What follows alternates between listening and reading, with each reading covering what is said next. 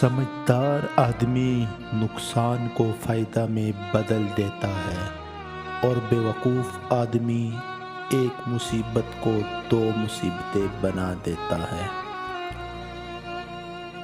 کثرت کلام حسنات کو اس طرح چوس لیتی ہے جیسے زمین پانی کو جذب کر لیتی ہے۔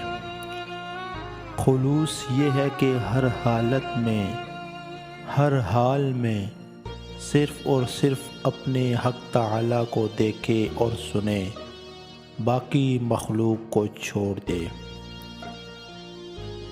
اگر صاحب مرتبہ شخص لوگوں کی خدمت میں مصروف ہو تو اس کا یہ مرتبہ انعام ہے۔